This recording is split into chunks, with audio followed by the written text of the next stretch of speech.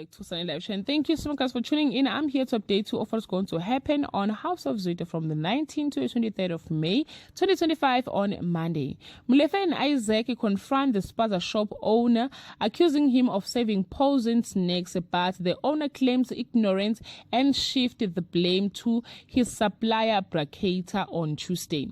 Molefe rallied the community together to shut down spaza shops selling poisoned snakes. Keita orders his men to clean the factory and destroy evidence of pesticides on Wednesday. Isaac expresses guilty over Ria's poisoning. The Molapos are relieved to learn that Ria's condition was improved or has improved.